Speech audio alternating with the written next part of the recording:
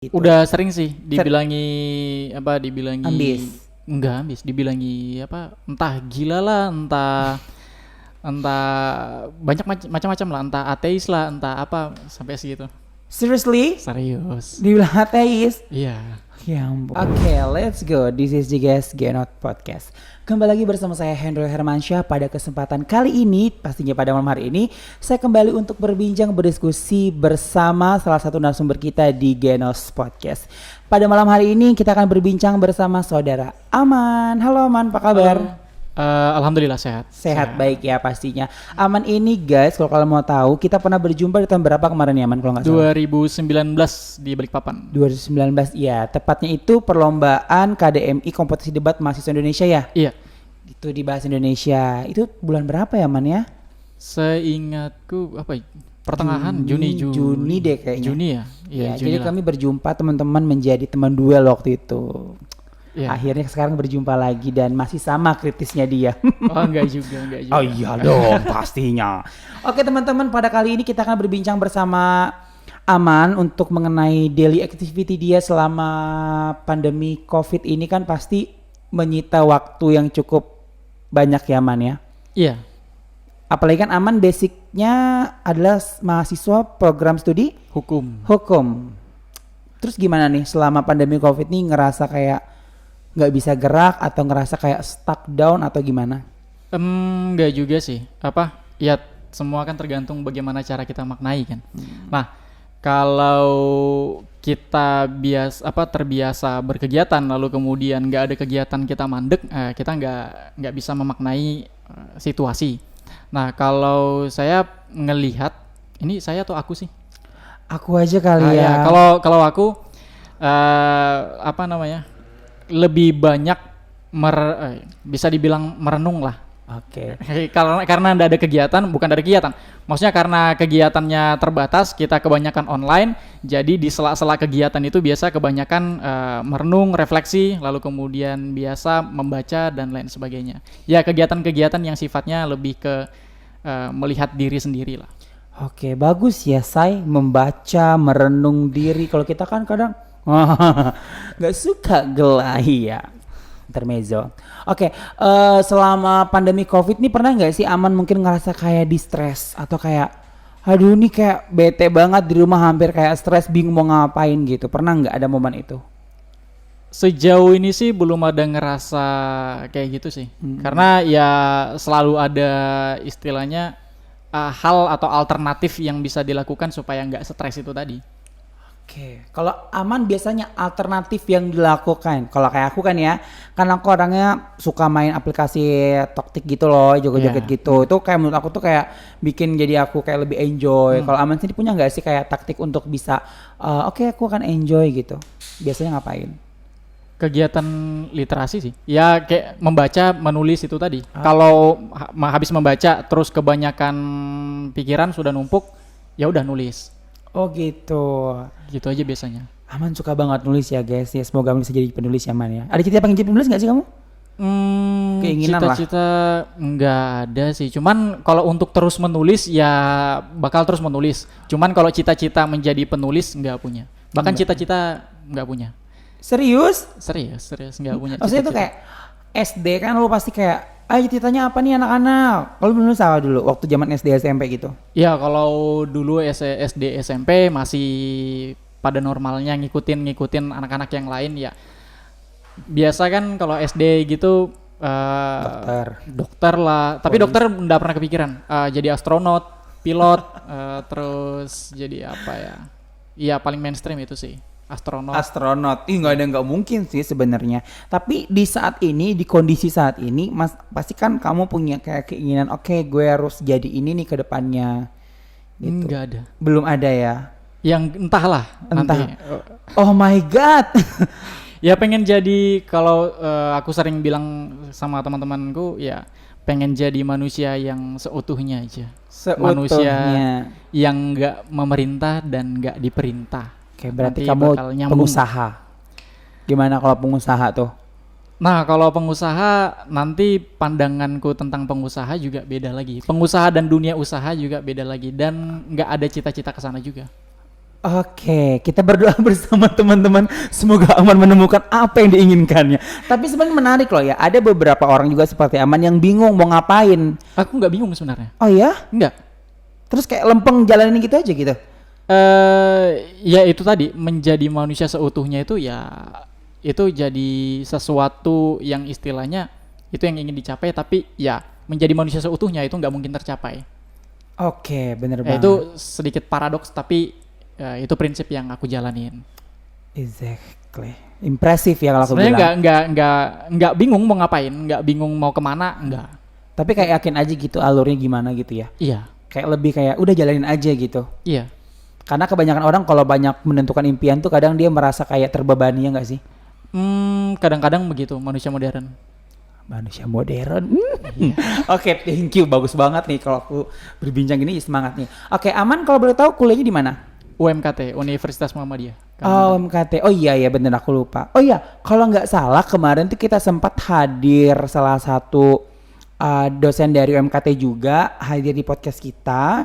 Itu kalau tidak salah kita berbincang mengenai penerimaan mahasiswa baru jalur influencer. Aman pernah dengar nggak tuh? Pernah, simpang siur. Oke. Nah, kalau pandangan Aman sendiri nih. Oke, dari seorang Aman nih guys, yang aku tahu Aman tuh tipikal orang yang ketika kita lomba debat itu dia orang yang cukup perfect. Jadi menyampaikan kata per kata itu bener-bener pas banget nih. Jadi kritis banget. Nah, seorang Aman kira-kira memandang itu menjadi salah satu syarat penerimaan mahasiswa baru itu jadi influencer tuh menurut Aman gimana sih? How do you think about this? Mungkin bisa kita mulai dari setuju dan tidak setuju. Kita mulai perbincangan dari ya biasanya orang-orang. Kamu setuju nggak dengan ini? Kamu setuju nggak dengan ini? Nah, kalau mulai dari situ setuju atau tidak setuju, saya milih yang kedua. Posisi saya adalah yang kedua. Jadi tidak setuju. Oke. Tidak setuju. Why? Karena kalau dari pandangan saya, ya pendidikan bukan untuk itu. Walaupun itu dalam segi just syarat. Iya, Hanya syarat. iya. Pendidikan nggak, ya sekali lagi, ini bukan kebenaran mutlak. Apa yang kita diskusikan saat ini bukan kebenaran absolut. Teman-teman mungkin yang nonton punya kebenarannya sendiri. Yes. Saya di sini punya posisi untuk menyampaikan apa yang saya rasa itu benar, dan tidak menutup kemungkinan besok-besok mungkin kebenaran yang saya aminin itu bisa berubah. Nah, Benar-benar. Itu kembali kepada prinsip kita ya. ya, itu disclaimer di awal sebelum kita berbicara lebih jauh, karena mungkin ini akan banyak ngerusak pandangan. Iya. Betul. Akan menjadi pro kontra kembali ya. Iya, akan menjadi pro Tapi itu kontra kan hak kembali. masing-masing orang untuk berpendapat, right? Ya, itu kedaulatan masing-masing lah. Yes. Nah, terus tadi kan kata Aman bahwasanya itu tidak bisa dijadikan salah satu syarat dalam pendidikan. Iya. Nah, mungkin Aman punya cara pandang sendiri. Kira-kira menurut Aman sendiri tuh mungkin kemarin tuh kalau tidak salah, Aman mungkin sudah sempat lihat podcastnya ya. Bapak itu mengatakan ini hanya syarat kita mengapresiasi mahasiswa atau mungkin calon mahasiswa yang memiliki kemampuan itu gitu loh. Iya. Dan kemarin juga ada sempat Bapak Ade bilang, ya maksudnya kenapa kita harus menolak? Apakah mereka kan toh berhak juga masuk ke universitas, masuk ke perguruan tinggi. Oke, sampai situ bisa kita sepakati bahwa setiap orang tuh berhak untuk menempuh pendidikan yang layak, termasuk para influencer. Mereka berhak masuk universitas tentu, tapi untuk memberikan privilege, maksud saya ditunda dulu. Kita diskusikan dulu nih, bagaimana baiknya, apakah benar memang mereka bisa kita berikan privilege meskipun hanya sekedar, ini cuma sekedar syarat kok. Nah, nanti kita perhatikan apa dampak dari penerimaan mahasiswa baru dengan syarat influencer ini tadi. Itu pasti ada dampaknya. Oke, menarik ya guys, benar juga. Tetapi kan itu kan hanya sebagai salah satu persyaratan non akademik kalau tidak salah. Jadi kayak I think itu akan menjadi privilege sendiri ketika si orang tersebut memiliki kayak maaf kita bilang subscriber atau viewers atau mungkin followers yang kan kalau tidak salah itu ribuan syaratnya ya. Ya, Dan ada 8.000, 5.000 atau berapa gitu. Itu sih very much kalau aku rasa very banyak banget kalau Ya. aku rasa. Banyak banget. Untuk kita yang followersnya nggak seberapa itu sih banyak sih. Banyak banget ya. Oke. Tapi itu kembali kan cara pandang masing-masing orang ya, cara pandang masing-masing insan gitu. Tapi Aman pernah nggak sih diskusi dengan rekan-rekan di kampus dengan teman-teman gitu kira-kira mengenai influencer ini? Ya, kebanyakan saya nemuin orang-orang yang kontra, tapi mereka masih memandang itu dari sudut pandang teknis. Jadi kayak masih mengomentari kenapa kok orang yang joget-joget diterima masuk. Nanti kampus kita isinya cuma joget-joget. Nah, saya paham maksud kampus ini nggak bakal nerima orang yang cuma sekedar joget-joget di sosial media, nggak bakal segitunya lah kampus. Iya. Nah, cuman tetap aja maksud saya kita ada di dunia yang berbeda. Kalau saya sebut kita ada di dunia yang berbeda. Saya pernah bikin satu tulisan, sekarang masih rancangan tulisan. Di bagian pengantar saya sebut bahwa kita sekarang sedang menempuh, kita sekarang berada di dunia di dua dunia.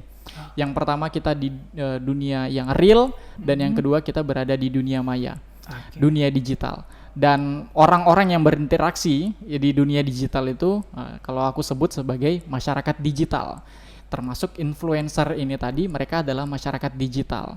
Nah, yang sampai sekarang saya masih belum mendapatkan jawaban pasti dan konkret adalah kenapa kok kita berikan privilege gitu. Kenapa mereka harus sampai meskipun sekedar cuman syarat pendaftaran, tapi itu kan tetap aja privilege, tetap aja hak istimewa dari para influencer. Ya banyak sih yang lain kayak misalnya non akademik tuh ada olahraga dan lain sebagainya, ada yang akademik juga. Cuman jalur influencer ini kalau saya mikirnya masih nanti dulu. Kita masih bisa perbincangkan. Oke. Itulah dia namanya suatu pernyataan. Kita anggap aja itu sebuah pernyataan ya. Pernyataan baru dalam artian bahwasanya membuka jalur melalui influencer. Yeah. Pasti yang namanya new information itu pasti akan ada pro kontra gitu. Tetapi menurut Aman sendiri nih, kan ini udah berjalan kalau tidak salah berapa bulan sih, kayak dari bulan 1 kalau nggak salah. Bulan Januari ya. Iya, Ini Januari. udah ya hampir mau 2 bulanan sih kayaknya ya. Terus pasti kan stigma masyarakat tuh berpikir bahwasanya waduh anak gue pasti nggak bakal bisa masuk sini nih karena followersnya tidak memadai gitu. Kira-kira dari Aman sendiri pernah ada nggak sih kayak usaha untuk kayak ngobrol dengan pihak kampus untuk menanyakan kejelasan ini seperti apa sih Pak gitu kira-kira? Ada nggak pernah ada niatan atau udah pernah lakuin gitu? Sampai sekarang belum. Kemarin sempat mau melakukan itu. Cuman aku pikir sebagai pribadi, kalau aku pikir ya udah kita memang nampaknya memang situasinya dunia pendidikan ya nggak seideal yang kupikirkan. Yeah. Nah, jadi ya beberapa literatur yang aku baca yang mendasari aku untuk berpikir dan membayangkan bagaimana pendidikan ideal itu ya karena literatur yang aku baca. Terus melihat situasi pendidikan saat ini, kalau aku mau maksakan itu tetap aja cukup sulit. Kalau aku bilang ya kita berbicara dengan bahasa yang berbeda. Aku berbicara dengan bahasa ini, lalu kemudian kampus berbicara dengan bahasa ya istilahnya realitanya begini. Nah, gitu. Oke, bener banget nih teman-teman. Nah itulah dia, makanya kan ketika ada satu hal baru itu pasti akan terjadi pro kontra di kalangan tersebut, terutama internal ya. Iya. Kita berbicara saja di internal itu tidak untuk kemungkinan pasti akan ada pro kontra gitu. Iya. Tetapi kan kalau kita berpikir masalah pro kontra nih Man, kalau kita mundur lagi nih flashback, terkadang orang banyak yang tidak menerima, ya nggak sih? Misalnya Aman berpegang pada kontra, terus misalnya aku pada pro. Pasti dari masing-masing kita akan saling bela, ya nggak sih? Iya. Kayak mempertahankan argumentasi gitu. Padahal sebenarnya butuh ada salah satu yang mengalah. Nah, berbicara masalah itu menurut Aman, apakah di dalam kita berdebat mengenai pro kontra itu diperlukan sesi mengalah? Kalau aku bilang bukan mengalah. Kita berdebat itu secara dialektis dengan pikiran terbuka. Dalam artian ya kita punya masing-masing argumentasinya yang kita perdebatkan, lalu kita mencari sintesisnya. Misalnya dari pihak pro itu punya tesis, Nah, pihak kontra tentunya dia punya antitesis. Lalu kemudian perdebatan itu dilakukan secara dialektis untuk menghasilkan sintesis, untuk menghasilkan argumentasi yang baru, dan itu yang disepakati secara bersama. Nah, makanya tadi aku bilang membuka jalur influencer, ya kita tahan dulu deh. Nah, kita bicarakan dulu, kita lihat ternyata masih banyak yang kontra. Nah, kita coba untuk perdebatkan apakah ini memang bisa kita terima atau ya kita tolak gitu. Oke, tapi kan ini udah berjalan ya Man ya, 2 bulan. Otomatis kan mau tidak mau tim kontra akan harus lapang dada gitu. Menerima oke fine gitu, kita nggak bisa buat apa-apa karena udah disebar nih. Bahkan kan infonya tuh LL Dikti juga sudah, ya kan dari beberapa Instagram kayak yang menginformasikan itu udah tersebar juga Vokatif ya, apa sih lupa gue? Volkatif itu juga udah. Terus beberapa dan dari kampusnya sendiri pun juga udah men-share, mention itu juga gitu. Otomatis kan itu sudah menjadi perbincangan di luar pasti gitu. Oke, untuk Aman sendiri kan otomatis kan ini udah menjadi pro ya, dalam artian tuh kita sudah menerima itu terjadi gitu. Otomatis kita juga nggak bakal bisa memberikan argumentasi baru kita karena udah tersebar gitu. Untuk Aman sendiri kira-kira menyikapi untuk saat ini gitu, bahwasanya oke, kita harus terima gitu loh. Cara menyikapinya gitu seperti apa kalau untuk Aman sendiri? Secara pribadi? Iya. Oke, secara pribadi saya tetap berpegang teguh pada penolakan. Betul. Ya, meskipun orang lain sudah bisa menerima atau orang lain sudah tidak memikirkan, saya masih tetap berpegang teguh pada penolakan. Entah nanti ke depannya ada hal-hal apa yang bisa saya lakukan, karena ya meskipun ini sudah berjalan, ini bukan satu hal yang niscaya dan harus dilakukan, tapi masih bisa kita perdebatkan kok. Masih bisa berubah. Bukan satu hal yang pasti, ini pasti ke depannya bakal berjalan lagi, enggak. Masih ada. Berarti Aman tetap berpegang teguh dengan pendiriannya ya. Bisa dibilang begitu. Oke. Berarti tipikal setia guys. Jadi kalian, kamu udah ada pasangan Man? Sudah. Oh. Oke, dia cukup setia guys untuk masalah itu. Tapi memang bener banget sih Man, kita membutuhkan namanya komitmen ya. Bisa dibilang itu komitmen. Ketika lu udah bilang ya udah dan ketika harapan yang lu inginkan itu belum kesampaian, ya I think jangan langsung dirubah gitu. Tapi kayak kasih waktu dulu deh. Kasih waktu dulu, karena saat ini tuh sejatinya orang itu tidak butuh proses, tapi terkadang mereka pengen melihat hasil, ya nggak sih? Ya, sekarang orang nggak kenal yang namanya proses, mereka kenal yang namanya jalan pintas. Itu satu-satunya jalan yang mereka mau lewati. Jalan yang panjang dan berliku-liku, mereka katakan itu buang-buang waktu. Iya, betul banget. Itu tuh udah menjadi udah menjadi culture sih kalau aku bilang. Iya, ya itu kebiasaan itu tadi. Manusia modern. Benar, udah menjadi kayak oke, bisa kok nanti aman, gampang aja gitu. Dan fakta menarik, bisa dari sudut pandang aku, itu fakta menarik bahwasanya beberapa kampus sudah mengamini masalah itu dan tidak melakukan apa-apa. Termasuk tadi membuka persyaratan dengan jalur influencer tadi. Mereka mengamini dan kemudian dampaknya bisa jadi ya manusia-manusia modern ini tadi ya bakal terus-terusan tidak punya istilahnya, mereka bakal selalu nyaman di situ. Betul.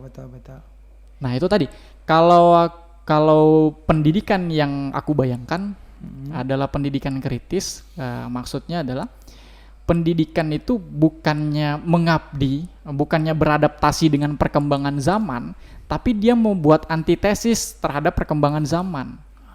Jadi bukannya dia, kalau kita ngelihat kan sekarang begini, kemarin argumentasinya adalah apa salahnya kita apa salahnya kita beradaptasi dengan perkembangan zaman. Itu pandangan manusia modern tadi.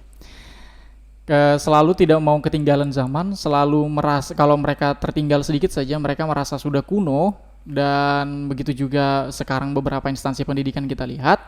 Nah, dalam bayangan saya, instansi pendidikan atau pendidikan itu ya tujuannya adalah untuk membangkitkan kesadaran-kesadaran dari manusia-manusia ini tadi.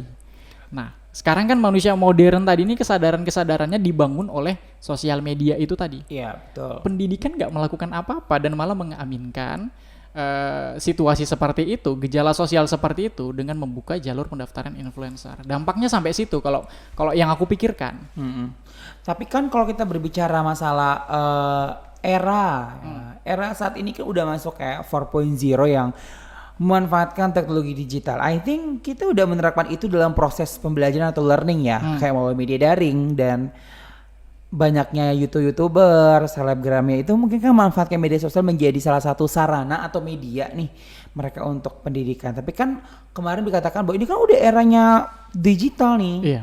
Dan itu menjadi hal yang bukan hal yang tabu gitu loh. Iya. Bukan hal yang aneh gitu, hal yang wajar dilakukan. Nah, itu gimana tuh Man menurut lo?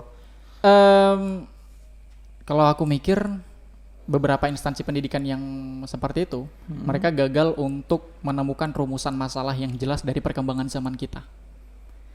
Maksudnya gini, mereka cuma menemukan satu rumusan masalah dari satu sudut pandang, bahwasanya zaman sudah berkembang, maka kita harus beradaptasi.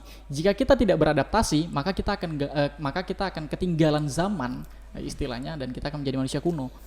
Nah, kita nggak bakal bisa berkembang, nggak bakal bisa maju dan lain sebagainya kalau kita nggak mengikuti perkembangan zaman. Nah, tapi mereka nggak menggali lebih jauh tentang perkembangan zaman ini. Tadi misalnya, kalau aku bilang kita sekarang ada dunia digital, sekarang kita bisa menjadi masyarakat digital dengan dengan society yang itu bukan real society tapi digital society. Dan itu bukan apa ya, sosial yang nyata, itu media sosial. Dan ada satu hal yang berbahaya dari media sosial, dan dampaknya itu bisa sangat besar. Bukan sekarang, enggak sekarang.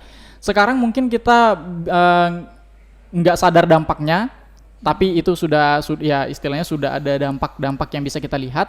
Cuman ya kadang kita nggak nyadar, tapi ke depannya dampaknya bisa saja lebih besar. Oke. Paham.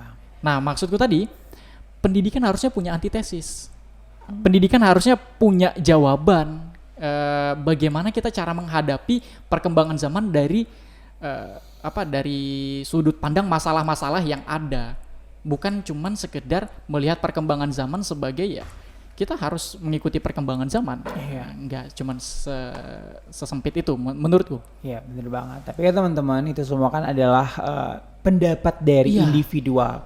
Jadi jangan juga, kan kebanyakan gini nih man, kita bilang aja netizen ya, mereka tuh senang banget menelan mentah-mentah informasi yang mereka dapat tanpa menyaring. Jadi telinga mereka tuh lost, nggak ada filternya.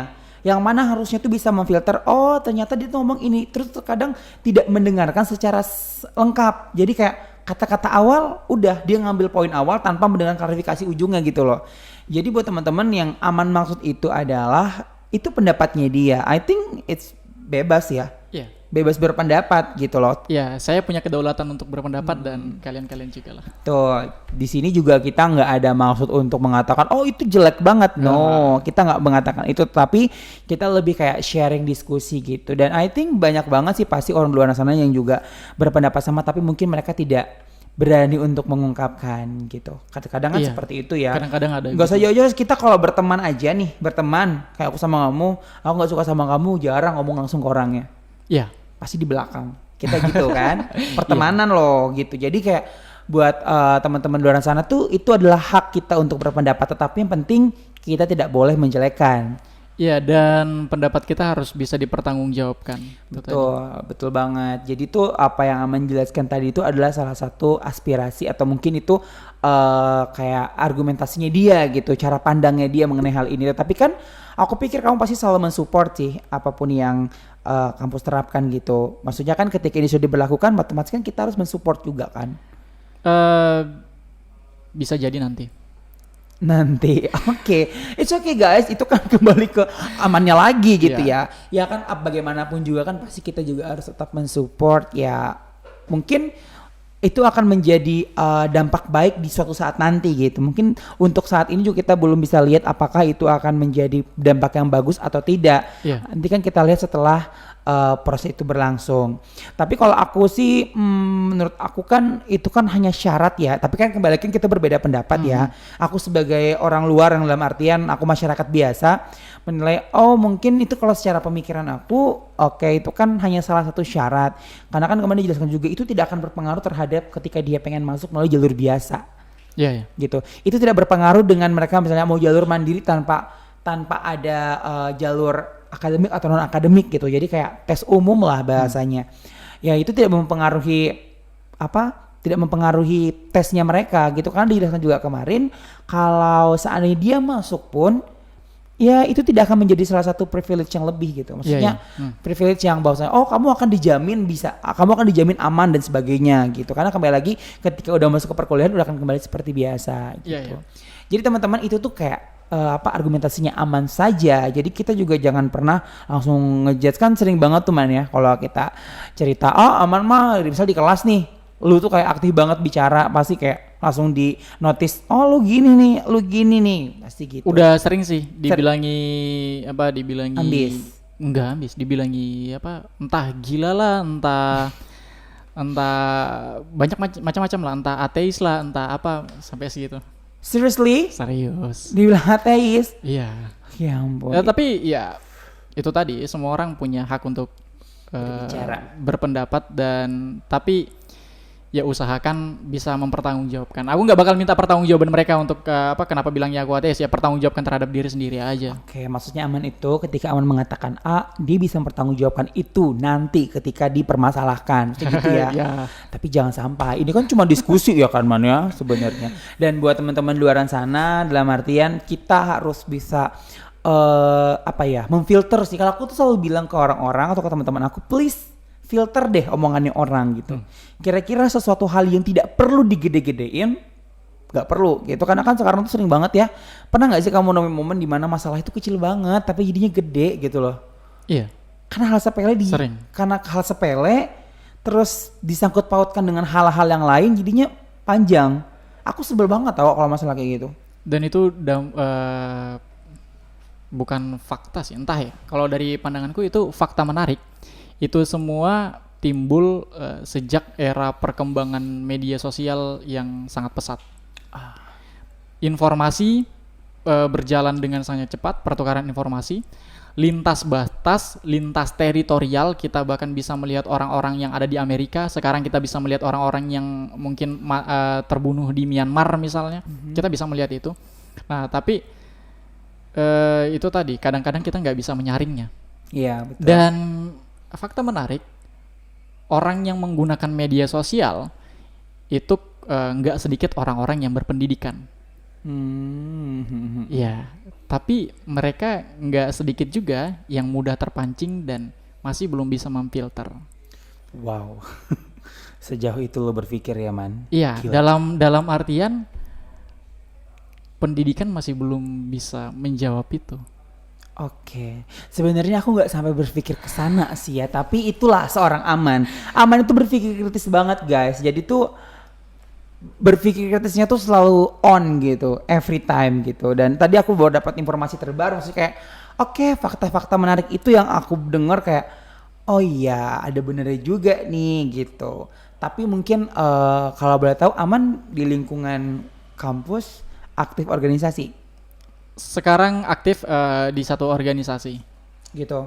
Berarti sering menyuarakan juga dong ketika ada pendapat atau aspirasi gitu. Nggak terlalu sering tapi ya beberapa kali ya sering. Oke. Aku sering punya teman beberapa kayak karakternya Aman juga yang suka banget untuk berbicara seperti itu. Terkadang, tapi nggak tahu kalau di Aman gimana ya. Terkadang mereka tuh sering dijudge bahwasanya lebih banyak nggak disukainya dibanding sukainya. Yang wajar. Lihat sih. Iya. Karena mungkin mereka memandang maaf kayak misalnya terlalu banyak bacot gitu kali ya. Iya. Maksudnya ngapain sih mikir sampai sejauh itu? Kayak misalnya yang tadi masalah orang-orang yang nggak bisa memfilter sampai sejauh itu sampai sejauh itu digali. Ngapain sih mikir sampai sejauh itu? jadi nasi enggak sih? Enggak sih. Ya maksudnya apa ya? Itu kan bagian dari kita berkembang kan. Betul. Nah, itu tadi nyambung dengan tujuanku tadi. Kalau bisa dibilang itu cita-cita yang menjadi manusia seutuhnya. Kan betul kan, akhirnya kita ketemu kan cita-citanya aman apa? Lanjut man. Ya, yang menjadi manusia seutuhnya itu tadi, ya prosesnya adalah berpikir terus-menerus. Kayak berpikir satu udah dipikirkan, maka akan muncul permasalahan baru, itu lagi yang dipikirkan sampai sejauh-jauhnya. Sampai nanti mencapai manusia yang utuh. Dan manusia yang utuh, kupikir itu nggak ada, jadi aku nggak bakal pernah sampai sana. Jadi aku cuman menjalani prosesnya tanpa tahu tujuannya apa. Dan lu pernah ngomong gitu ke teman-teman lu? Nggak sepanjang ini sih. Iya, maksudnya pernah ngomong kayak gue pengen jadi manusia seutuhnya gitu. Iya. Terus pendapat mereka pasti kayak gila lu. Kalau lingkunganku, teman-teman diskusiku bisa menerima karena udah tahu Karakternya. ya karakter dan cara berpikir. Kalau teman-teman yang lain mungkin kayak Mungkin gila kayak lu men. apa sih? Pasti gitu. Pasti ada sih kita punya teman yang kritis banget. Tapi kalau aku bisa bilang aman tuh kritis kan, aku juga orangnya termasuk berpikir kritis tapi tidak sejauh itu. Tapi memang ada orang seperti kamu yang memiliki pemikiran jangka panjang. Maksudnya lu tuh berpikir kayak ketika A sampai B, kadang lu bisa sampai J, sampai K tuh, sampai ketemu titik poinnya atau poin O-nya di mana. Ada nggak nih solusinya? Kira-kira? Iya. Itu yang aku dapat waktu debat kemarin. Jadi dulu kita sempat duel ya kan ya. Iya. Kita ngebahas masalah Undang-Undang ITE kalau nggak salah. Iya. Gue masih ingat banget judulnya tuh Undang-Undang ITE menjadi momok di masyarakat dan kami tim pro. Kami setuju kalau itu menjadi momok gitu. Nah kalau flashback sebenarnya lu kemarin tuh ngerasa setuju nggak sih kalau itu menjadi momok di masyarakat? Kita ngelihat gejala sosial, ya tentu itu menjadi momok di masyarakat. Jadi penting ya itu di masyarakat kira-kira. Ya maksudnya menjadi perbincangan, menjadi sesuatu yang kadang-kadang diketakuti sama masyarakat. Nah itu karena kadang-kadang ya orang makai undang-undang itu terlalu entah terlalu berlebihan dan lain sebagainya. Kan banyak tuh yang kayak gitu. Iya benar sih. Oh iya, kan kamu anak hukum nih. Pasti pernah nih mendengar stigma masyarakat yang katanya Allah hukum di Indonesia mah itu sekarang bisa dibeli, beda sama kita yang orang nggak berada nggak bisa beli hukum. Tuh gimana sih? Aku baru aja baca-baca kayak beberapa informasi gitu yang masalah hukum-hukum gitu. Lu setuju nggak kalau dikatain gitu? Hukum Indonesia bisa dibeli, bagi kita yang nggak punya uang ini pasti kita bakal masuk penjara. Itu stigma masyarakat tuh udah gitu banget tau. Menurut lu gimana? Iya. Ya wajar sih karena yang dipertontonkan di media sosial mereka begitu. Nah, masuk tadi yang ke media sosial. Bahayanya sampai segitu. Kita masuk di era polarisasi dan manipulasi. Polarisasi itu dengar, polarisasi dan apa tadi? Manipulasi. Pernah kepikiran gak sih? Kemarin aku buat catatan sedikit di story Instagram kayak kita ini sebenarnya bisa jadi kecerdasan buatan loh. Kecerdasan buatan tuh bukan cuma sekedar artificial intelligence AI, tapi bisa jadi kita juga kecerdasan buatan. Kita buatan apa? Kita buatan dari algoritma sosial media. Kecerdasan kita bisa diatur dengan algoritma sosial media. Misalnya gini, kenapa orang-orang banyak yang percaya tentang konspirasi COVID atau konspirasi vaksin dan lain sebagainya, ya hoax seperti itulah. Dan Indonesia itu negara yang salah satu negara yang percaya dengan hoax terbesar lah. Salah satu, nggak tahu urutan keberapa. Itu karena ada polarisasi di sosial media, algoritmanya itu tadi. Nah, masyarakat yang percaya dengan hoax seperti itu disuguhkan dengan lebih banyak hoax dengan informasi-informasi yang mereka mau baca, bukan yang mereka butuh baca. Nah, makanya gue bilang kita ini sebenarnya kecerdasan buatan dari algoritma sosial media. Nah, itu tadi nyambung ke situlah. Persoalan hukum bisa dibeli atau tidak, itu tadi ya politis lah. Kalau aku sering lebih diskusi sama teman-temanku itu politis, dan kalau masyarakat cuman bilang di pengadilan kita bisa beli hukum? Enggak cuman di situ.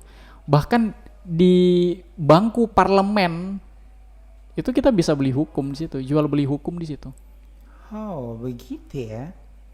Oke, mungkin masih banyak beberapa masyarakat juga yang berstigma mungkin karena ngeliat secara di berita ya gitu kan. Kayak, oh nyata kasus ini aja bebas, kasus yang orang gini masa enggak gitu. Itu kan pandangan masyarakat sering banget membandingkan ya enggak sih? Iya, tapi mereka nggak, ya itu kalau misalnya anak hukum masih termakan kayak gitu, wah itu keterlaluan. Maksudnya kalau anak hukum ngelihat ngelihat berita-berita seperti itu, mereka harusnya baca putusannya lah, baca pembelaan dari pengacara, baca tuntutan dan lain sebagainya, baca secara lengkap. Jadi nggak cuma baca di beritanya doang, hasil putusannya 12 tahun misalnya, atau hasil putusannya adalah bebas, dan nggak cuma baca di situ. Kalau masyarakat ya wajar. Oke, iya betul banget ya. Kalau masyarakat mungkin kan nggak ngerti ya, jadi kayak menstigmakan bahwasanya kata oke ini dibebaskan gitu, tapi nggak tahu proses kebebasan itu seperti apa. Oke, ini menarik banget, tapi teman-teman Ganas Podcast mungkin udah cukup panjang kita berbincang bersama. Seharusnya kita masih ada part 2 nih harusnya nih, karena seru banget membahas masalah hukum. Sebenarnya aku suka untuk ngebahas masalah seperti itu.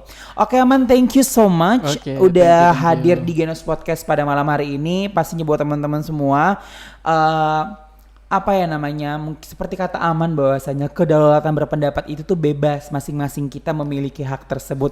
Yang penting satu, kita tidak boleh menjudge atau menjelek-jelekan salah satu orang atau mungkin komunitas ataupun apapun itu. Yang penting itu satu, kita harus pintar bagaimana cara kita untuk berbicara gitu. Jangan sampai kita menjudge atau merendahkan ya kan Man. Aku tuh paling wanti-wanti banget teman-teman aku ketika dia berbicara itu kayak menjudge, seperti kata kamu sendiri dikatain ateis gitu kan, sebenarnya salah satu judge yang menurut aku cukup ekstrim ya sebenarnya kalau menurut aku nih. Karena kan kalau bicara masalah itu kan tidak ada kepercayaan, right? Kayak semacam itulah, tidak ada kepercayaan Tuhan. I think kita nggak tahu bagaimana orang itu gitu. Mereka cuma menilai dengan bagaimana cara kamu berbicara, dengan kamu berpendapat. Udah cuma ateis, komunis, dan sebagainya. Itu kan mungkin kamu diam, tapi kan kita nggak tahu ada momen dimana kita kayak ngerasa, oh mereka gitu banget sih nilainya gitu. Kira-kira apa sih yang salah dari aku gitu? Tapi I think kamu kasih kuat banget sih. Maksudnya udah biasa gitu ngedengar hal seperti itu. Iya. Udah, ya apa namanya? Hal biasa lah. Hal biasa. Berarti dia harus kuat dan lagi dinikmatin aja. Nikmatin, betul. Itu ada salah satu cara untuk menghindari sakit hati, kita nikmatin aja. Tunggu di mana sampai batas kesabarannya, ya nggak sih? Iya itulah. Oke, mungkin terakhir nih Mat lagi kan. Aman, closing statement mungkin dari kamu buat teman-teman Ganas Podcast. Untuk kita kembali ke masalah yang mana nih? Ada beberapa masalah yang kita bahas tadi. Umum sih kayaknya. Umum ya. Lebih ke mungkin ya.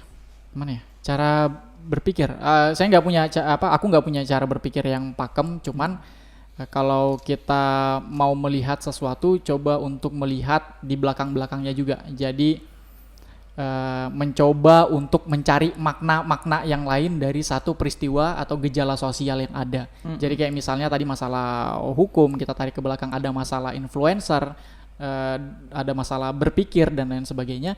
Ya coba untuk cari konstruksi makna-makna dari gejala sosial itu aja. Itu nggak mungkin cuman ada satu makna yang menopang dari isu itu atau gejala sosial itu. Dan coba untuk cari sisanya yang lain. Kita bakal menemukan pandangan-pandangan yang berbeda pasti. Oke, thank you. Terima kasih banyak Aman sudah bersama kita malam hari ini. Tadi udah ngucapin juga terima kasih, tapi berlanjut lagi guys karena pertanyaan saya. Oke, thank you so much ya Aman. Nanti kita mungkin bertemu dalam kesempatan kembali lagi. Oke teman-teman semua, saya Pertama pamit undur diri. Kita kembali di podcast kita berikutnya pastinya dengan narasumber luar biasa. Jangan lupa teman-teman klik tombol subscribe, pastikan mendapatkan notif dari kita. Jangan lupa klik loncengnya jadi tahu ada informasi kalau ada notif kita. Thank you so much. See you.